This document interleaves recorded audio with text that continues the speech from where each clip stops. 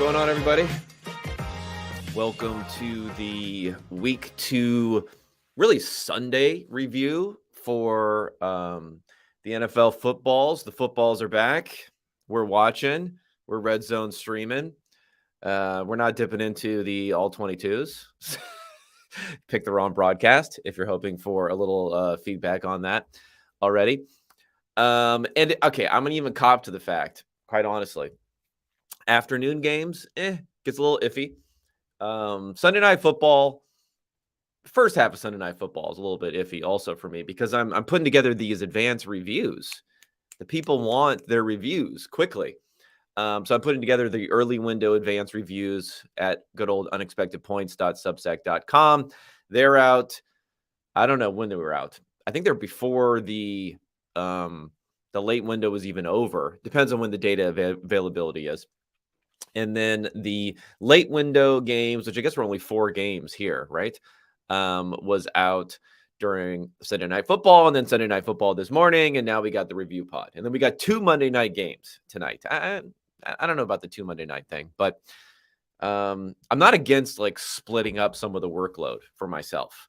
So for that reason, maybe I'm okay with it. Okay, so I'll get into all of the advanced stats, things you should be paying attention to, maybe things you can fade or be buying right now. Now, I do not have PFF stats available, which I like to integrate into especially quarterback rankings and things of that nature. We'll get them eventually. From what I've seen, anecdotally for some games, in particular the Atlanta Falcons versus the Green Bay Packers, where both quarterbacks had pretty good efficiency, especially Love had great efficiency, which was predicated on a long, DPI that he got in that game that doesn't show up in the box score. Their numbers look pretty good, those two quarterbacks, where I don't think it looked quite as good. I think this is when my frenemy CPOE, the completion percentage over expected, it does help in some ways. Not necessarily with turnover-worthy throws, since that would just be an incompletion. And from what I saw of that game, there were at least 2 easy dropped interceptions for the Packers on that one that don't show up in the EPA stats for Ritter that ends up looking pretty good. But they're also, those guys were just fairly inaccurate. So I do think, that's why the mix of CPOE is not a proxy for PFF grading, but I think it's a lot closer to PFF grading and helps, take away maybe some of the outlier plays that aren't as sticky going forward. But anyway, let's forget that. Let's start. I'll get to those games later. Let's start Sunday night football. Dolphins, Patriots. Since pretty much, the world is tuning in for this one, it was an interesting one to watch. 7-point victory, the final score. The adjusted score, the one thing that stands out for the adjusted score versus the final score is that it's quite a bit higher. So it's 24-17 was the final score. The Dolphins end up winning. The adjusted score was 30-28 Dolphins. So a little bit more narrow, number one. And number two, just a higher score. Both teams were highly successful in this game. 54% success rates for both teams in this one. The third and fourth down, a little bit of some struggles there. That's part of the reason why the scoring maybe wasn't as high as you would have expected. There weren't as many explosive plays, and as we saw it highlighted during the broadcast, part of that was the fact that the Patriots in particular were playing against letting them have those explosive plays in the game. They had this 3 deep safety looks quite a bit on there, which I thought were pretty interesting in keeping them down there. But the Dolphins were pretty good as far as general numbers on these plays. I mean, they were much, much better if we're talking about a yard per play type of situation. It was 6.4 versus 4.1 for the Patriots. The Patriots had some turnover problems, but the Dolphins had some penalty problems. They had the missed field goal. They had all that sort of stuff there.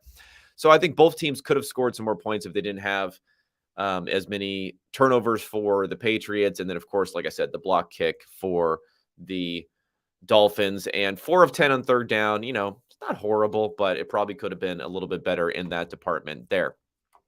A few kind of high-level things to think about in this game. I highlighted this with a game last week, and Maybe I'll even try. Maybe I'll do the whole pull up the screen thing here to see how well it works here.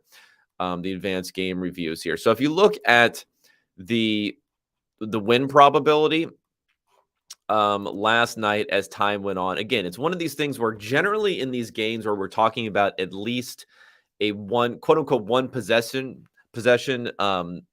lead the entire time, because those require touchdown, extra point, win in overtime in a lot of circumstances, or touchdown, 2-point conversion to go up by 1 and then prevent the other team from scoring. 2-point conversion, win in overtime is basically, they're both basically coin flips. The win probability for the Dolphins, even while the Patriots were driving there and getting on the Dolphins side of the field and down by 7 points, still isn't that low. I mean, it dips below. Well, let me see where the lines are on here. So if we're getting halfway between 75 and 100, then we're talking about what, 87.5%. So it dips a little bit below that. So about 80, it dips maybe down to 85% at the worst margin there at the end before the failed. That's probably on first down and 10. And then they play out that series of downs. They have the failed fourth down conversion, and it jumps up to basically 100%. But anyway, it wasn't, the Dolphins were kind of firmly in control in that. So that's one misconception that happens with this game that probably should be highlighted. If we look just at offensive efficiencies and percentiles here for the Dolphins, I mean, they, despite having basically equal success rates, they were much more successful passing than they were running for the Dolphins. So that generally juices up your overall efficiency, since you're getting so much more on a per play basis from a successful play when we're talking about passing versus running. But they were also pretty good running the ball. I mean, 60th percentile, about flat EPA per play. And that was really about Raheem Mostert in this game. So if you take what he did on the ground, and did I break that down?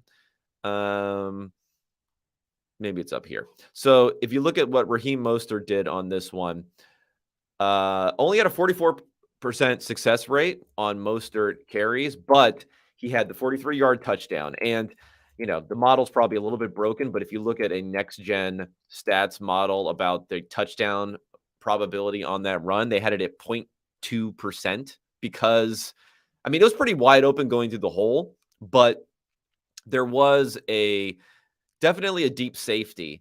I think there was also a corner or another safety and a linebacker who were all within a reasonable distance of being able to make a play potentially on that. But this is where we're talking about explosives on the ground game. And that's why I like the Dolphins offense. Raheem Mostert is a big part of that because he delivers these explosives where, you don't like the fact that you only have a 44% success rate rushing the ball. A lot of coaches are big time on that success rate rushing the ball. But in these offenses where you don't have as many explosives maybe passing the ball, it's nice to be able to have, at least in some games, some explosives from the running game. And that's what Mostert brings.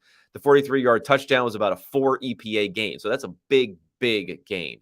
That's one of the most positive plays for the game, period, let alone running plays. So it's a huge game running the ball. He had an 8-yard touchdown, which was also 1.8 EPA gain. Those touchdowns can be a little bit fluky, as far as, not fluky, but maybe overstated their EPA gain, because there's a big EPA gain just going from, the 2-yard line to the 1-yard line to the end zone. That's not necessarily reflective of how good the run was. But he also had another couple of runs that were more than 10 yards. So it's nice to be able to just break off a run and just get a first down and not even have to worry about grinding out a series of downs there. And that's what he enabled them to do in this game. For quarterbacks in this one, Tua had another good game, about 0.33 EPA per play. So that is, borderline MVP-ish sort of level. He's second overall in EPA per play so far this season. Believe it or not, below Jordan Love is first overall, and we'll get to that. Didn't see that one coming. Mac Jones, slightly positive EPA, but it's just the negatives are absolutely killing him. And that's something we saw come through a lot last year versus his rookie year. He doesn't have a ton to work with, I think, offensively, as far as the weapons are concerned, but still, there's not enough upside in that passing game to make up for some of the mistakes. And if you look at Mac Jones so far this season, sacks and interceptions, if we combine the EPA lost on those two categories, he's lost about over 21 expected points this year. So when you're averaging like 10 EPA lost per game, which puts him in the bottom 5 in that category, it's just going to be tough. It's going to be tough to generate positive value on this one. And what I think was a big positive for Dolphins and maybe their picture going forward for any Dolphins fans out there is the fact that when Tua and how that offense performed, again, you had the rushing efficiency, which helped give them a counter to defenses that are extremely trying to take away Tyreek Hill and over-the-top plays, and Tyreek Hill did not have a lot of big plays in this game. Didn't have many plays at all, really, in this game.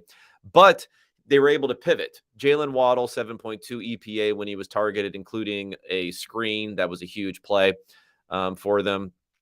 And he also had 11 targets that went to Braxton Berrios, Durham Smythe, Salvin Ahmed, and River Craycraft. So it went to those dudes. 7.9 EPA on those 11 targets to those guys. So it's good to be able to use all these different options, effective counters ready for Mike McDaniel.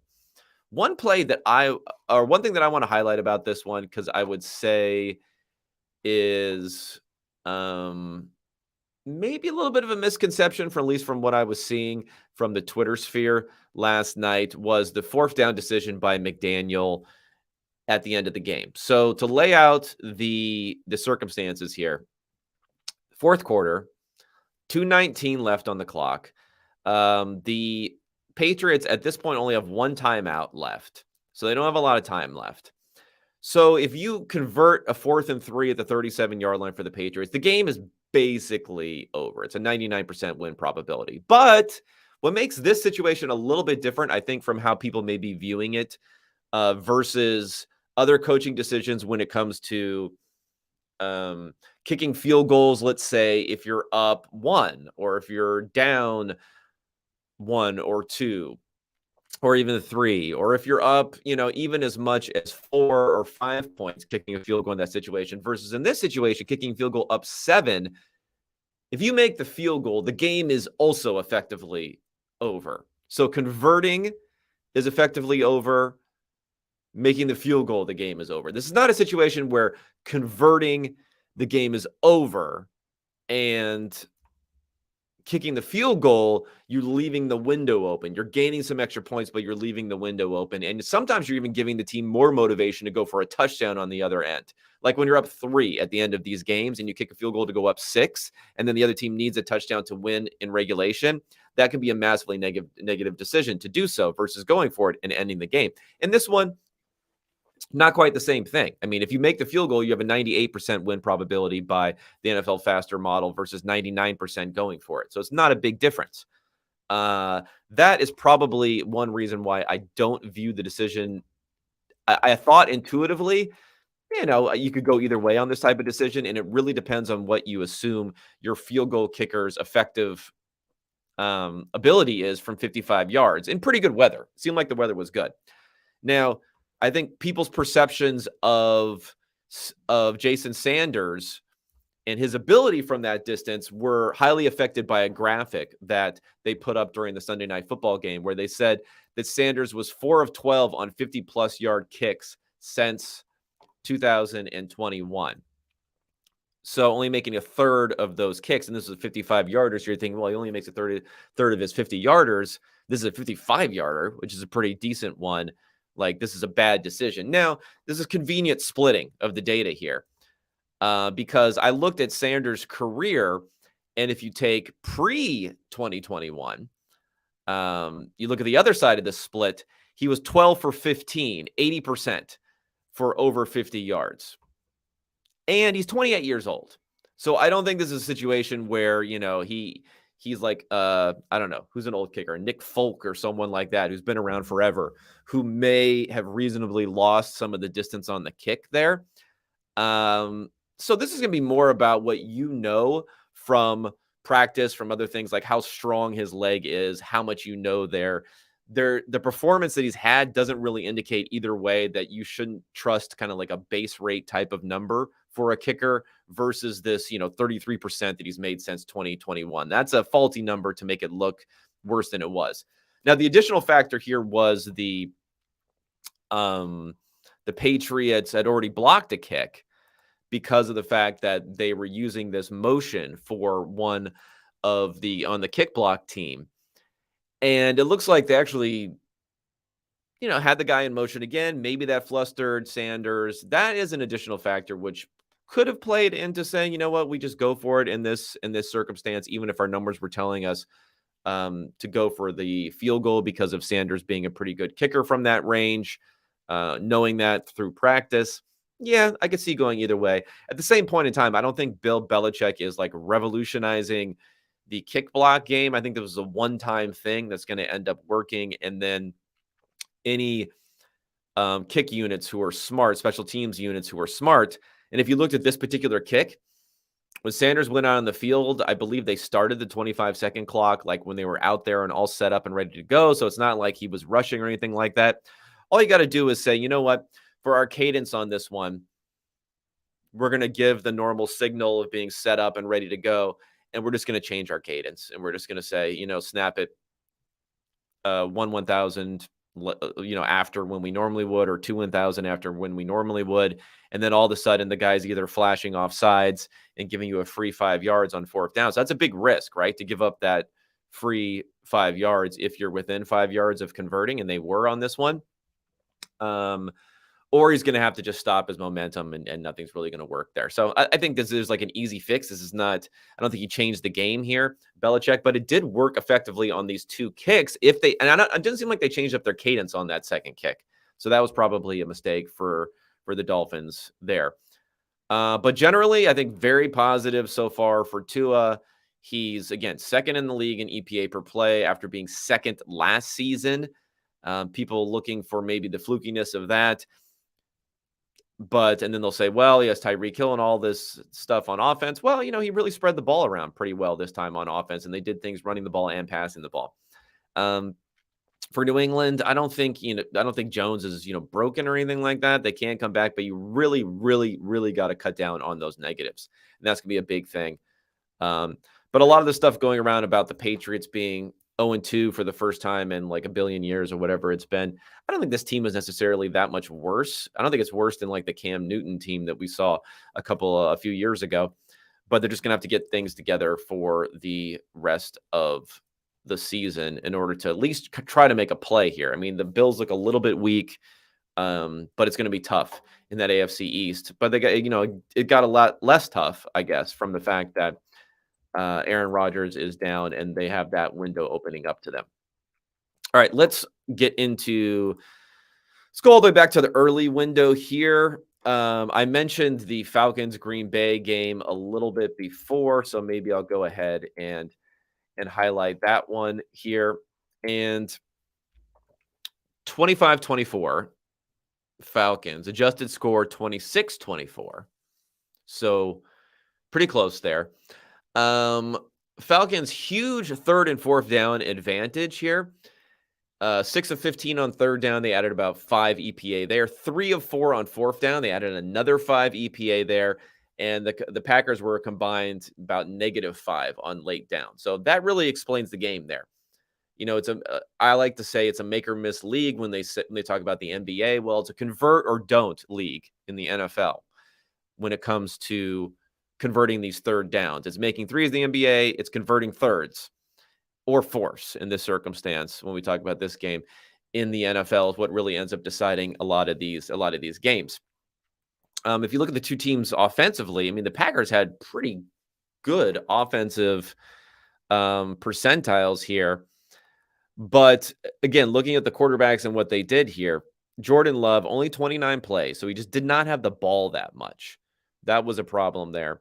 -12 CPOE. So again, he wasn't that accurate, but big efficiency on these types of plays there. Desmond Ridder, positive EPA. Again, multiple plays that could have been interceptions beyond the one interception, his first career interception that he did throw. Like his -5 EPA from sacks and interceptions and fumbles could have been -15 easily on this type of game.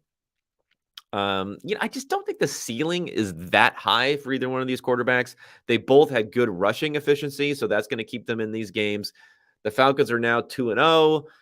Yeah, I mean, I guess they're going to save people's jobs if they continue to win games when it comes, well, not save people's jobs, but keep people's jobs if they continue to win games when it comes to Arthur Smith. But like, what's the reasonable upside for this team going forward? I'm not sure. I still think we might see Heineke at some point this season over Desmond Ridder, but they're getting some W's here. And the W's are going to matter probably more than anything when it comes to the quarterback decisions and sticking with Ridder there. Even if the games kind of from a watching perspective were not really that impressive. Okay, Buffalo versus Las Vegas. I mean, that was a blowout, 38-10, 32-19, a little bit more narrow on the adjusted score. Good success rate here, about a 60% success rate on offense for the Bills. It's the highest rate we've seen for any team this season. And it came with a passing rate that was over expectation. So they were slinging it a little bit there too. The three most impactful plays of the game, just turnovers. Turnovers killed the Raiders. 2 Jimmy Garoppolo interceptions. One of them was a little bit weird where Matt Milano kind of mossed, I think it was Josh Jacobs, and went over the top of him to grab an interception. But that's 10.6 EPA. And then Zaire White fumbled for another 4.5 EPA. And I know I've mentioned this like a billion times, but you basically mix one lost fumble into rushing efficiency numbers and you're toast. Unless you have the most explosive running game in the history of the world, you just can't turn the ball over, or then you get slammed. And it doesn't help that Josh Jacobs ran for -2 yards on 9 carries. I'm not sure how that's even possible. So he actually had negative 6.4 EPA on his rushes. So it's like worse than just fumbling it and doing nothing. Garoppolo, slightly negative EPA, even with the turnover. So still, fundamentally producing some value in what he's doing here. I thought it was interesting for Allen that he had like MVP type of efficiency in this game. Lots of underneath stuff. I haven't had a chance to really watch this in detail, so I'm not sure, but 4.4 yard ADOT on this one. Just spamming the ball to the outside and short. If you look at the pass chart on this game, the next gen stats has it as a 9.3% CPOE, where they take account for, receiver separation and things like that with the tracking data. The straight numbers, just looking on the depth of target, is a 15% over expectation. So very, very accurate for Allen. And importantly, only -3 EPA on any sorts of mistakes in this one. No interceptions, no fumbles. It took a sack, but not a big deal. Maybe, don't do the trying to leap for the goal line from 5 yards away when you're not going to get their play on Josh Allen. But whatever. That's just who Josh Allen is. It's kind of inseparable from his game. And I know he's done this a lot in his short career. That's who Josh Allen is. That's what he's going to do. So I don't know. You hope he doesn't get injured because he had that elbow issue last year, but I'm not too overly worried about it. I'm not going to get on his case too much about it either. Okay, Cincinnati, Baltimore. 3-point win for the Ravens, 6 points according to the adjusted score. So even worse for Cincinnati. I don't know. Where it's definitely going to be panic mode in Queen City. Is that what they call it? I don't know what the hell they call Cincinnati, but it's going to be panic mode there. 50% success rate. So not that bad for the Bengals, but just like, where are the explosive plays for this team? Burrow, you got the negatives. You don't have the explosives. That's really a problem. Jamar Chase has not broken 40 receiving yards in either game this season. 5.4 yard ADOT for Burrow. 5.4 yards per attempt. So again, we strip out the mistakes. Still only 5.4 yards per attempt. What are we going to do here for the Bengals? Their offensive efficiency wasn't horrible. It was mid-range, but their defense, which has been a top 12 type of unit by opponent EPA per play the last 3 seasons, they got thrashed in this one. 57% success rate against, 85th percentile offensive EPA against. Not good. Not good there. Jackson, good passing game for him here after struggling a little bit passing the ball in week 1. 9.1 ADOT, 5.8 completion percentage over expected, 0 mistakes in this one. So 0 fumbles, 0 interceptions, 0 sacks. That's really helped him quite a bit. I'm still not convinced that this version, this 3 wide receiver version, this more passing dominant or not designed run game with Lamar Jackson is really going to work in the long term. Because if you look at this one, it's like Lamar Jackson, 25 non-Jackson rushing attempts in this one, design runs in this one. Jackson, 4 designed runs in this one. I think he only had 2 design runs in week 1.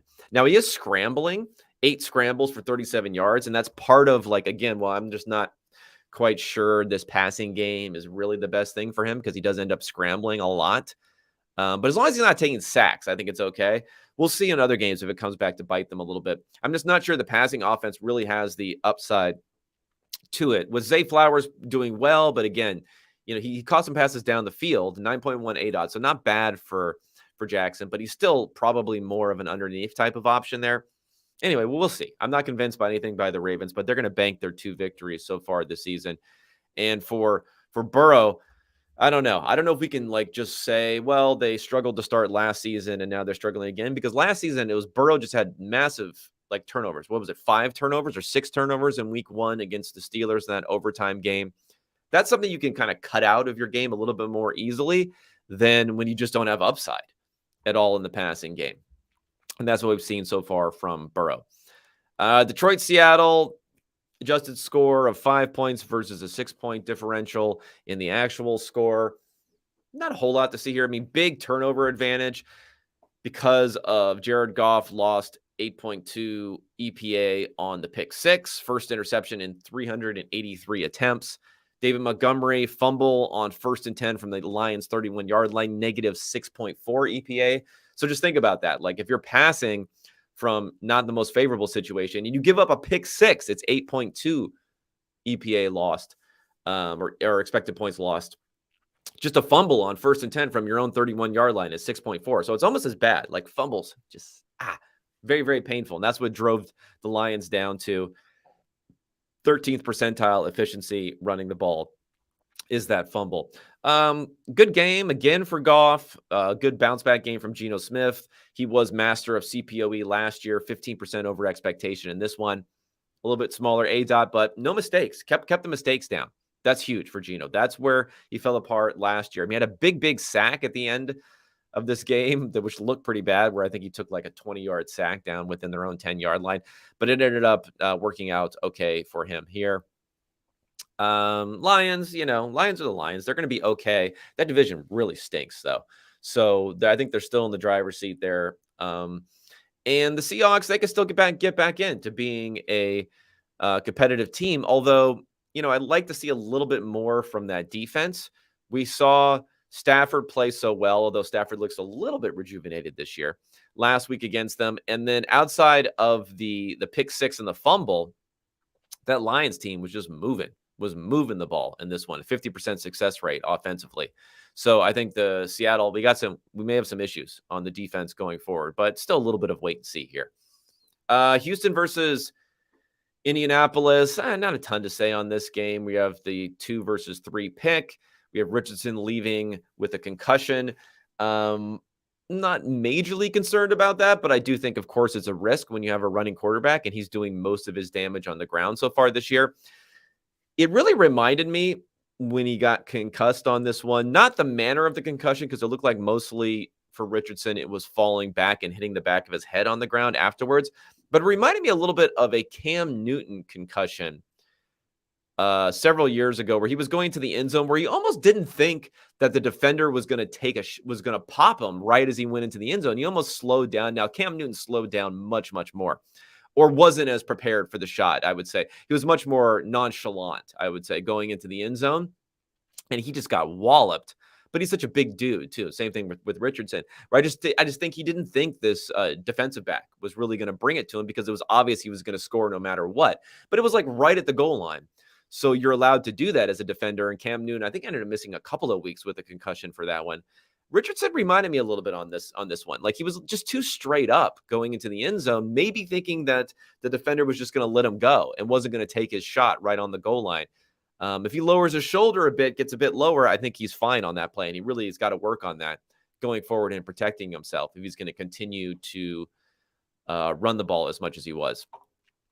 CJ Stroud was okay in this game outside of the negatives, which were big. 13 EPA lost, 6 sacks, and a lost fumble.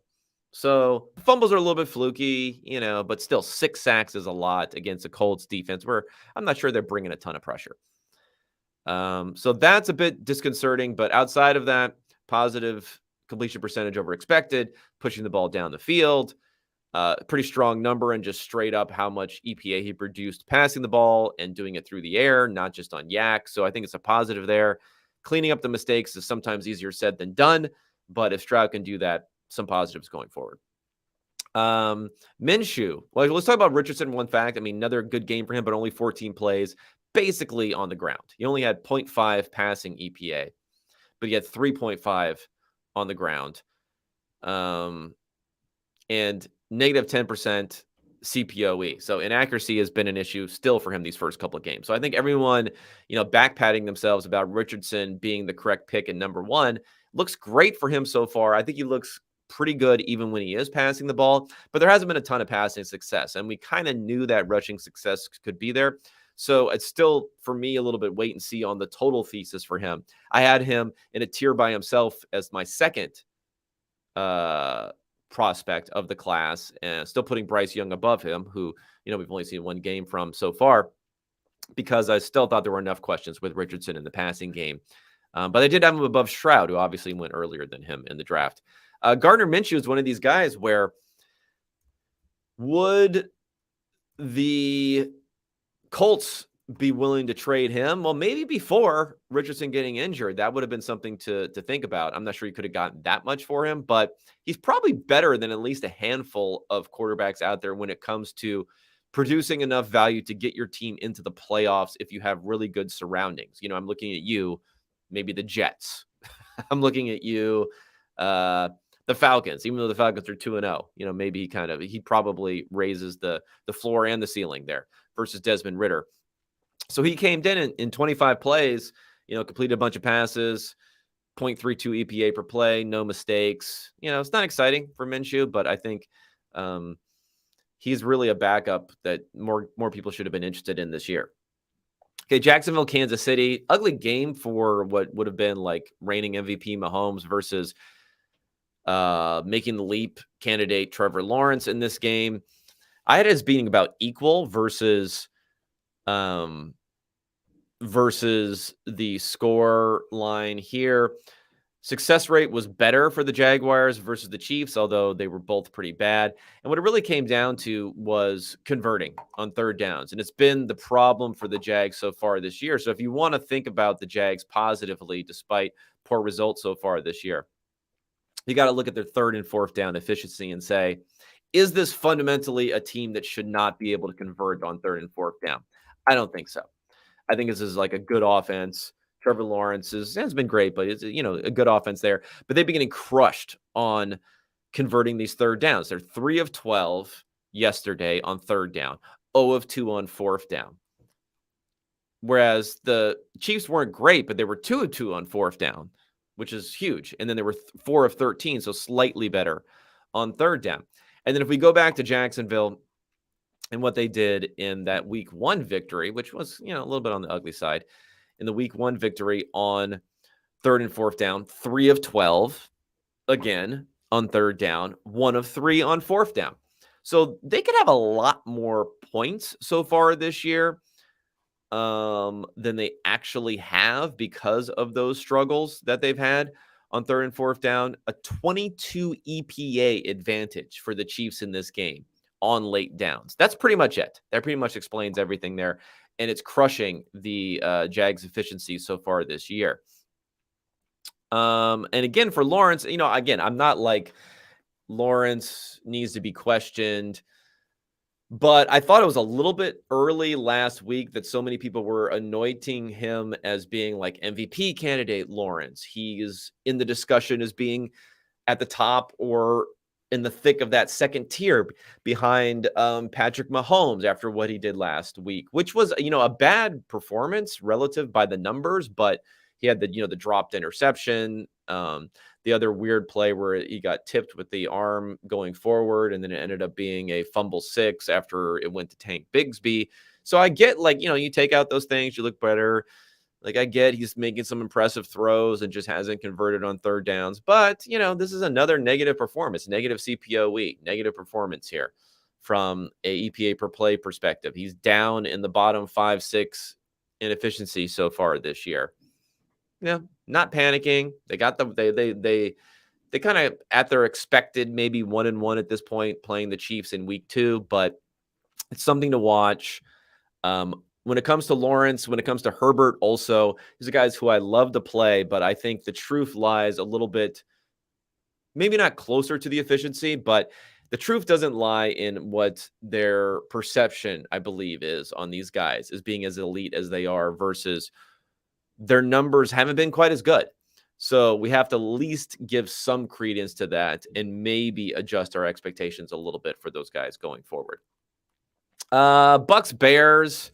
This was the game that I highlighted if you listen to last Friday's pod, I talked about my kind of expected pressure model that I was developing based upon strength of schedule in the past and working all that stuff, and how this was just a huge differential between the Bears and the Bucks in this one. And it worked out pretty well. Fields was sacked. Of course, Fields, he loves to take the sack 6 times. And Baker Mayfield, although he actually logged quite a few pressures and he can invite pressure sometimes, but 0 sacks in this game. So that was a big one. Turnover advantage was another big one. Fields had that pick 6 at the end of the game. I guess it was on a screen pass, pretty ugly at that point in time. They were still in it a little bit, at least at that point in time before the interception. 2 minutes remaining, down 3 points. So this game was a little bit closer probably than the final score. I had about a 5-point differential, but not sure there's a lot of positive takeaways from the Bears. Their defense just looks really, really bad. Fields still holding the ball too much. And if he's not getting the explosive rushes, and he had -1 rush scramble EPA this year. And again, he just wasn't going to have, 3, 4, 60-yard rushes like he did last year. If he's not getting those explosive rushes, like, where does his value come from in this passing offense? He has to be kept clean. He has to have time. He has to have clearly delineated throws down the field. At least this is how it looks so far through his career. And we're talking about year 3 here. He has to have all those things and the rushing upside to be like above average efficient quarterback. I don't know. That's just asking a lot. Especially it's asking a lot from this team, which looks like if it were going to make a leap based upon free agent and draft picks and all that stuff, it's more likely it was really going to coalesce next season rather than this season. This season just doesn't look like they're putting things together, especially defensively. And that's going to be an issue. Baker, whatever. I'm not buying Baker Mayfield, but he had, a great game by the numbers, a fantastic game by the numbers. Again, no mistakes are huge for him. Whether that will continue going forward or not, I don't know. I think he's in the top 10 in passing efficiency, but I did think there was a pretty high probability that he could give you like average-ish sort of QB play on this team, and that's why I've been high on the Bucks all off season. So far, so good coming through, but it's just weird to see the NFC South. Now we have the Saints at 1-0, pending Monday Night Football. We have the Falcons at 2-0, and we have the Bucks at 2-0. And then, the Panthers at 0-1, again, pending Monday Night Football. So if you think about it, like, somebody is going to get a win tonight in the NFC South, and then we'll have, what is that? 1, 2, 3, 4, 5, 6-2 overall for the NFC South through 2 weeks. That is just not something I would have expected at all. Not the worst division in football. That would be the AFC South for me, but I think they were the second worst. Actually, maybe the NFC North was the second worst. Well, they were one of the worst divisions. I was higher though on the division generally than the market, so at least that's paying off so far. Tennessee versus the Chargers. Yeah, it's difficult for the Chargers now. I had the adjusted score difference being 0. It's actually slightly towards the Chargers if you go out a digit here in the adjusted score. And they would be 2-0 by the adjusted score. So congratulations, Chargers fans. You're adjusted 2-0 versus 0-2 right now. But not a lot impressive to look at here. I mean, they dealt with the juggernaut offense in week 1 and big plays for the Miami Dolphins, and then they were able to run the ball effectively. So you thought, well, hey, they'll just continue to do that. Well, guess what? Didn't happen. And I think that's the problem, right? You think this is a fundamental strength, running the ball. You think it can push you forward, but 2.9 yards per carry in this one. They were losing about a fifth of a point every single time they had a designed run. Just not a formula for success. Justin Herbert did what he could. Positive, if you want to have a positive to take away from this game, 10.8 yard ADOT, so stretching the ball down the field. It was very strange to see like Keenan Allen making plays on the sideline. I assume I just saw a lot of these highlights flash up on Red Zone. So those who watched the game would know more than I did. But if he's making these plays on the sideline, I assume he's lining up on the outside, which they talked about doing and seemed farcical. But hey, if it's working, it's working. 9.7 EPA throwing to Keenan Allen. And, but Josh Palmer continues to be a little bit of a black hole when it comes to targets. 0 catches on 5 targets for Palmer. Rushing efficiency, again, getting like flat efficiency from the Titans is a good rushing, quote unquote, good rushing game. It's a 60th percentile type of rushing game, but the Titans came and produced big plays throwing the ball this week. Even though they continue to have like huge negatives, Tannehill is just your negative and positive quarterback there. But positive EPA in limited volume in this game. Another thing with Herbert, 0.16 EPA per play, not bad. Positive 7.7 CPOE. Okay, that's fine. But again, are we starting to get worried at all about Herbert? He's 14th in EPA per play so far this season. So it's not bad, but it's, again, middle of the road for a quarterback who some people are saying, hey, you could put him 3rd in the NFL. I don't think anyone's saying 2nd above Josh Allen, but maybe there's some people who are saying that. But I've seen him ranked 3rd. I think the Ringer had him ranked 3rd above Joe Burrow. Now, Burrows hasn't exactly been knocking the cover off the ball this year. So maybe Herbert benefits from that. But, I was a big Herbert guy. Not big Herbert guy, but I was higher than him than most coming out of college. I was ready very quickly into his rookie season to say, okay, this guy is really going to be something. But now we got to see. We got to see a little bit more going forward. I know he doesn't have the easiest circumstances, but we don't want to be too much of an apologist for him also from what we've seen so far from Herbert. Okay, let's shift to the late window here. And then, I'll take some Q&A. So anyone who is tuning in here who wants to drop Q&A in there about anything that happened this weekend, we can do that. But let's roll through the late window here. We'll go to the desert. Arizona versus the Giants. Big comeback, obviously, by the Giants in this game. We heard a lot about it. I did not have Daniel Jones, Josh Dobbs shootout in this game, but that's kind of what it ended up being. I'm not sure how happy the Giants can be about the defensive performance here, despite getting the win. 44% success rate for the Cardinals, which is above average. They're in the 80th percentile for offensive efficiency. Josh Dobbs, 0.38 EPA per play, one of the best numbers of the week so far. Yeah, I mean, no mistakes. So you gotta force Josh Dobbs into some mistakes here. No interceptions, no fumbles, no sacks. That's a little bit rough. He's also effective running the ball. And James Conner, 23 carries for 106 yards. So I don't know. This Giants defense, you're gonna have to get it together if they really want to have a chance of doing anything. But they needed this W. And it's kind of been funny that the Cardinals were like the tanking team, right? And this is when tanking, when it comes to the NFL, is so difficult to do. I mean, they could be 2-0. A few plays go a different direction here. They could be 2-0, but congrats to Cardinals fans. You've secured your 2 losses while not, completely shitting the bed and being an embarrassing franchise so far. So congrats to that. What else to say here? Saquon Barkley may be injured. Biggest negative play of the game was, and this is why Jones's efficiency was probably even better than the 0.3 that he has on here, was an interception that went through his hands. It wasn't the easiest catch, but you got to make that catch for Saquon Barkley, which cost the Giants about 7 points in EPA. Rookie Jalen Hyatt, I'm going to highlight him just because I like him. 2 catches, 89 yards, about 6 EPA. Maybe he'll grow into something. It's like the explosive play down the field, which there was basically none of last year for the Giants. 9.4 ADOT, which helped on a huge, I think it was like was it 70-yard play to Hyatt down the field on that one. Logged the victory, Giants, but, not the greatest game there, obviously, from a fan perspective. LA, San Francisco. Congrats to Rams bettors in this game, where I believe the last second field goal down 10 points here for the Rams, cutting the differential to 7, actually affected that. Very weird play. They're like, why is McVay doing this? And all these people are acting like he's doing it because of the point spread. Does McVay? I mean, McVay might actually know the point spread, but does McVay care about covering? I don't think so. I think he's doing it because this is coaches are weird. They're down 10 points. There's no way they can win the game.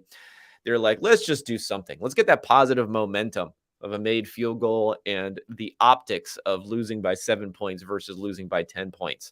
Let's rack that up and move forward. But anyway, the 49ers fumbled twice, but recovered both of their fumbles. So that's why the adjusted score is only a 1-point differential, which is probably too narrow, versus the 7-point differential here. There's also explosive plays. I mean, the success rates were pretty similar between these two teams. So if the 49ers offense can continue to produce explosive plays, and maybe they have a higher base rate ability to do so than what you would expect that's going into the model, hey, we'll throw it away. Christian McCaffrey, 51-yard run. And Brock Purdy got the 1-yard touchdown, which gave them some decent EPA on the ground and gave them an 80th percentile type of EPA per play number. But negative 3.1 EPA in their other 25 designed runs. So it was heavily skewed towards a couple of plays here. Stafford, after everyone patting themselves on the back last week for having him ranked highly and his great performance against the Seahawks in a very, very tough matchup, I'll give him that. Negative EPA per play, negative 10 CPOE. Bad game by the numbers, lost about 12 expected points on interceptions and sacks and fumbles. So, I don't think he was bad. Stafford had to throw the ball 55 freaking times in this game. But Puka Nakua, I can't believe, I should probably know how to say that. I've just read it in print a billion times from fantasy football websites. 20 targets. What the hell is going on here? 15 catches for 147 yards. Now he's kind of got he's putting up some Julio Jones stat lines here without getting any touchdowns. But seriously, 2 games into this dude's career, 35 targets in 2 games, 25 receptions. I mean, 266 yards is not insanely productive through 2 games, but the 35 targets and 25 receptions is absolutely fucking crazy, especially at PPR God. Puka Nakua. Congrats to anyone who put in 75% of their fab budget in fantasy football leagues and then got him and started him again this week. Or anyone had him at the beginning. No one started in week 1, right? But anyone who started him this week, congrats to you. Purdy, trucking along, it looks like he's going to log a top 10, at least, if not top 5 efficiency number this season with what's going on there. And again, I mentioned this last week a bit.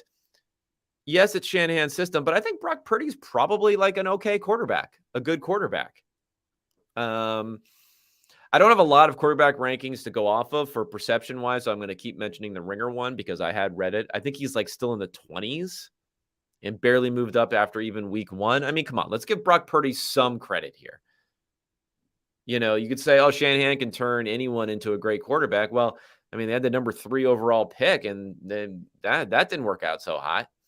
So Jimmy Garoppolo, not so great this week, but he still overall has been okay for the Raiders in some tough matchups so far this year, and was pretty good with the Patriots way back in the day. So you start to combine all those reps, we're almost getting like a full season of strong numbers from Garoppolo.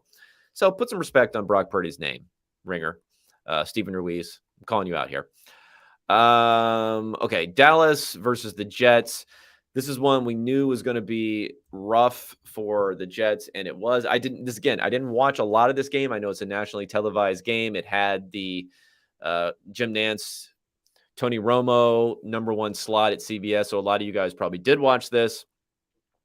Turnovers galore. 20 points were gained on 3 Jets turnovers, and the Cowboys did not fumble at all. The adjusted score more narrow here, and again, this was the case also week 1 with a huge 28-point differential in the actual score versus the Giants. So we're getting to say these games are more narrow than their actual scores is not like the biggest insult to the Cowboys. If you have 20 plus point differentials in back-to-back games, yeah, like you're probably not that much better than your competition. But I think I will point out it's a very turnover heavy type of advantage that they've been getting so far, or special teams also in week 1. And maybe that'll continue, but that's going to be a little bit up and down. But I don't think there's anything fundamentally problematic about the Cowboys defense or fraudulent about the Cowboys defense. It's just something to keep in mind going forward. We'll see how long we stick with Zach Wilson. They did open the door in some news reports to bringing in, I think that were translated out through Diana Rossini, the mouthpiece there, who had a lot of positive reports about the Jets in the offseason, which she's getting rewarded for that by being the Jets translator out into the media here, where she put out a bunch of tweets. I think it was on Sunday morning about the fact that they're looking at free agent quarterbacks, but strictly as a number 2 for Zach Wilson. Strictly as a number 2 for Zach Wilson. Come on, dude. The results are gonna carry it through. I mean, difficult matchup on the road, but negative 0.36 EPA per play for Wilson. Less than 50% completion percentage in this game, 20% under expected.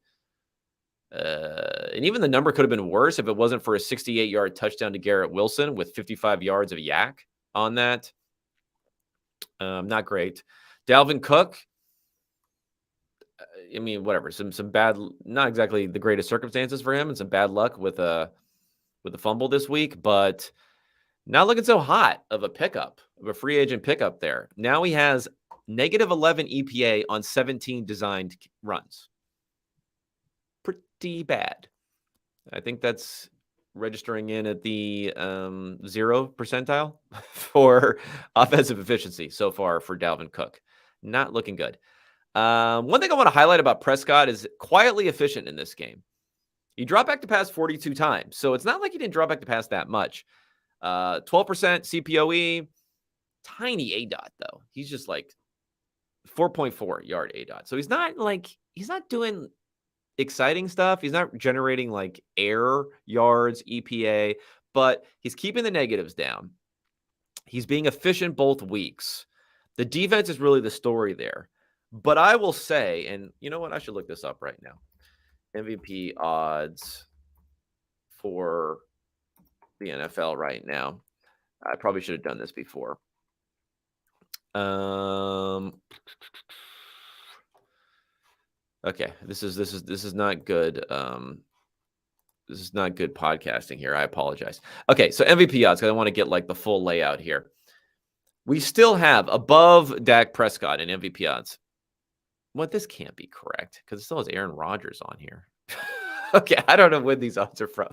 Actually, now I'm really doing bad podcasting here. I'm actually going to go to a particular sports book to see if I can. Let's go to DraftKings just so I can find it. So make sure I have. Oh no, it's about right. So it's 1,500 plus 1,500 for Dak Prescott right now. So for those of you who are doing the math at home, 1,500 equals out to an implied probability of 6.25%. So quarterbacks who are tied with him in odds or above him right now. Trevor Lawrence also at 1,500. Lamar Jackson, 1,300. Jalen Hurts, 850, and Hurts has been bad this first 2 weeks. Patrick Mahomes, 700. Tua leading most valuable player odds. Holy crap. I didn't think I would see that even after, at least according to DraftKings, even after these last 2 weeks. But Tua and then Josh Allen's number 2. So I don't know about. I mean, I think Prescott should be a little bit higher up. He's in the top few for EPA per play so far. Let me see. I tweeted this out earlier today. He's third in EPA per play, so 0.38 per play versus 0.46 for Tua. So not too far away, but way above some of these other guys here. And like, I do believe it's the most efficient quarterback who wins the award, and not just like the winningest quarterback. And people overplay like, will the team be a winning team or not? Because it's very highly intertwined, the winning and the success, with how well the quarterback plays.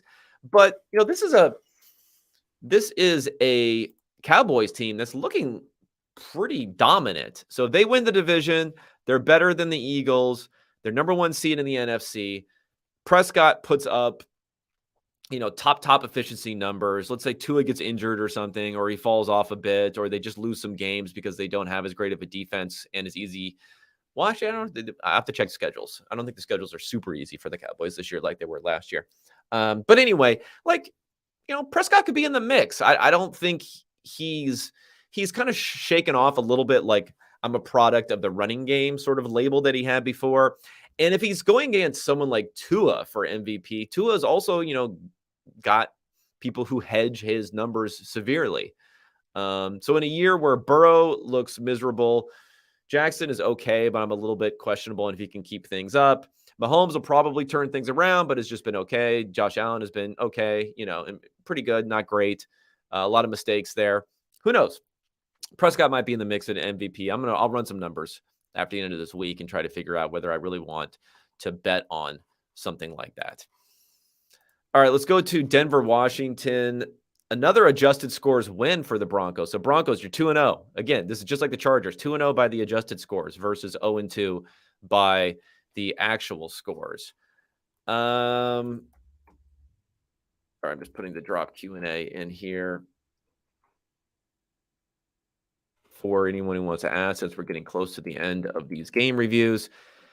So Russell Wilson, interception, fumble, that was painful. That's pretty much it. That's the 8-point turnover differential that cost them the game. Way too good of offense from the Commanders, so maybe the Broncos defense is flipped over to being fraudulent after keeping them in some games last year, while the offense struggled. Because I don't think people realize, for Russell Wilson, he's been okay from efficiency this year, despite the mistakes last week. He is at 0.21 EPA per play this year, 6th in the NFL, ahead of Josh Allen, ahead of Geno Smith, ahead of Justin Herbert, ahead of Lamar Jackson, ahead of Patrick Mahomes. But the Broncos are 0-2. So I think the Sean Payton, Russell Wilson combo has actually been pretty good so far. It's just so many negatives last week. Crushed his efficiency. And this last week, crushed his efficiency. And, Sam Howell was good. I don't know where I'm willing to declare him. I have to watch to see how he actually looked in this game. But, I might be willing already to put him above Desmond Ridder, at least in my projections going forward. And it is kind of crazy that Ron Rivera, needing to win so far this season, is now 2-0 with Sam Howell, going with a 5th-round quarterback. Broncos, I don't know if they're dead, but it's not great. But at least they have this offense. They have the offense with Russ that seems to be performing pretty well. You just can't have all those mistakes, just crushing mistakes there for the Broncos. All right, let's go to see if anyone has any Q&A here, and then I'll peel out, let people get back to their Monday overreactions. Says, what's your biggest takeaway from the season so far, or what you think is least likely to sustain? Good question. Let me think about it. I mean, I think the biggest takeaway for me would be the continued success of guys like Tua, who we're a little bit skeptical of so far this year. Um, that one I think is interesting. What I think is least likely to sustain, I do think these defenses having solved offenses, which was more of a week 1 phenomenon already than a week 2 phenomenon, is probably not going to sustain as much. We saw it last year. I think we'll see offenses respond back. I'm not sure what's going on with this, like, defenses scheming things up and cooking things up in the offseason to continue going forward. But that seems to be something that has happened so far, that may continue to go on so far this year. I mean, I guess Burrow's got to get better. I don't know. Burrow's, what a disappointment so far for him this season. That I think is a big issue. And then, like I mentioned, I'm pretty down on the Falcons. So I think, I don't know. I would take Bucks over Falcons in that division, quite honestly. Do you think this is Belichick's last year with New England? Maybe. It would be a little bit strange in that I don't think they're actually playing that poorly given the talent that they have on that roster. It's just, you don't have Brady, obviously. And Brady also, for who he was in his career, and it's interesting that he's also on that list along with Aaron Rodgers for the most attempts without an interception. I think he was second most to Rodgers. The Rodgers one is bananas too, because it was from the 2018 season. Well, let me just talk about this. Sorry, this is an aside here, but let me talk about this. Like, not throwing interceptions, I don't think is like the great stat that people try to make it out to be. In Goff's case, the Lions have been pretty good. I think they were 8-2 in the games where he didn't throw an interception. So I'll give you that. But the Rodgers stat was absolutely ridiculous, because the season where he had this great no interception streak, he only had 2 interceptions in total in 2018. The team was 6-9-1. Aaron Rodgers, throw some interceptions, buddy. You're losing games. Like, take some risks. It seems absurd that he would be playing in that sort of way. But that gets me back to Tom Brady. Like, Brady's skill and his ability, especially, early in his career, but also for a lot of his career, a lot of it is like not making the mistakes, being that guy. Like, him not throwing interceptions, I think is fine when you're playing on the Patriots, who have a good defense, who are winning games. And that's the problem so far with Mac Jones is, like, the defense. And I think what Belichick has done, he's schemed things well enough to win games, but the mistakes are just not getting him over the hump. So I don't think he's like lost it. I don't know if he would want to leave or not. I don't know if you could fire him, if it could be a mutual parting of ways. But I think they're better than their 0-2 start. I think if you can clean a little bit of things up offensively, they can play better. But you really just need Mac Jones to play more like the game manager version of that's good about Tom Brady. I mean, Tom Brady has the upside stuff too, but he was really like an excellent game manager type in a lot of these games where the Patriots were playing well. And that's what we're just not seeing from Mac Jones. And that's the problem, I think. But Belichick too. How old is this dude? Belichick is 71 years old. So yeah, that's pretty old. Pete Carroll, 72. Nick Saban, 71. Those are the names that pop up in their Google search here about those guys. So yeah, he is getting up there. So it could be the end for him, especially if he sees, like, we're not going to get a quarterback in the draft next year. We're stuck with Mac Jones. We got Bailey Zappi. I don't know if he's ready for the Zappi experience, but maybe we'll see Zappi again so far this year. But I guess I would guess no, because I just don't think Bill Belichick has anything better to do with his life. But who knows? We'll end up seeing. Question here. Why didn't the Jets invest more in QB2 during offseason? Are they attached to the second overall pick? Yeah, I mean, I think that's the problem. I think you kind of have your fingers crossed. Well, first of all, like, a lot of the offseason went by with like the free agents, the guys who you would want to collect, when you had this standoff between the Jets and the Packers on making that trade for Aaron Rodgers, which in the end, the Jets like kind of just folded and gave them a ton. So I don't really understand like what they were waiting for. But obviously you saw Carr go someplace else. And then you see the other guys, like Dalton goes to Carolina. Heineke. I'm not into Heineke, but whatever. Heineke goes to Atlanta. Minshew goes to Indianapolis. You got a lot of these guys who just go somewhere because they want a job. Other teams want to secure their number two.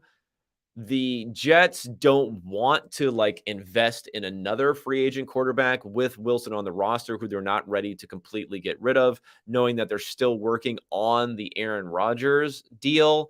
I think that really complicated things. But I also think they're too attached, the number 2 overall pick. But I will say, and I mentioned this earlier as part of his part of the talk, I think it's good. I think it was like as good of a signal that you can get from the Diana Rossini tweets where she says they're going to bring in a free agent, but that free agent's not competing with Zach Wilson. That's fine. You can just say that. They want to just say that. They want to stick by it. They want to, give those optics. That's fine. Let's look at actions. If they're going to bring in a real free agent who can compete with him, whether they say it's a competition or not, it doesn't really matter. They win, they lose even another game, one more game, and Zach Wilson looks bad. They'll insert that person. But I just think, the Jets should have just been more proactive and ready to say, Zach Wilson will be our QB3 coming into the season. Let's sign someone else during the real free agency period and still bring in Rodgers later on. A little note here from Evan saying he did mention wanting to break Shula's win record. That's a good point.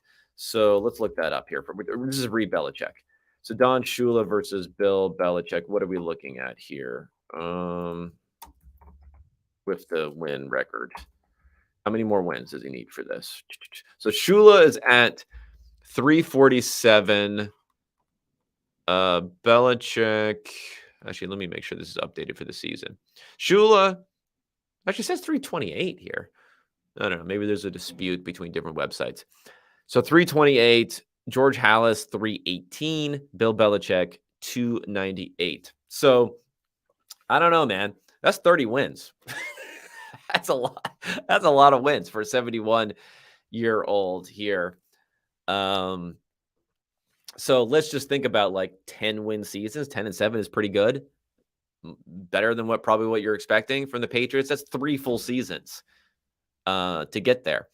And he's not going to have the win percentage because Shula has a better win percentage right now. And I don't think he won more than 2/3 of his games. And I don't think Belichick's going to continue to win more than 2/3 of his games. But again, like he's got nothing better to do. Bill's got nothing better to do. But there has been some tension, let's face it, between Bill and Kraft in the past. I think with the whole Garoppolo Brady situation, if you believe what Seth Wickersham and some other people at ESPN had reported. So you never know. Could be a mutual parting of ways, but maybe he'll stick around.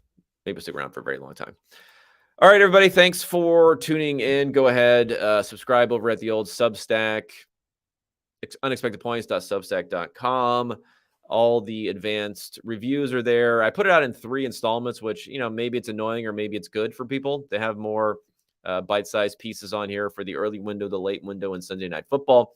I'll have another out tomorrow morning for the Monday Night Football games, and then updated power rankings, updated QB efficiency projections, all that stuff for the rest of the year. Maybe put out a piece closer to the end of the week too. Well, I like to do something topical. So I did something topical on what the Jets should do as far as bringing in another quarterback. So I'll do something topical, or I'll maybe put together something where I explicitly look at some betting lines. I just don't want to be like a betting tout, but I explicitly look at some betting lines and some things that I may be looking at for the weekend. And my expected pressure model. Maybe put something out on that too and go through the methodology there. So a lot of stuff coming here. I don't want to inundate everyone in the inbox, but at the same point in time, I'm asking a somewhat premium price on the Substack. So I think you guys, deserve everything, all the different work that I'm putting out there in order to make that happen. And I appreciate all the support from everyone so far this year. I'll be getting back at you tomorrow morning to talk Monday Night Football and, any other Q&A questions that people have then, and then back on Friday and do it again next week.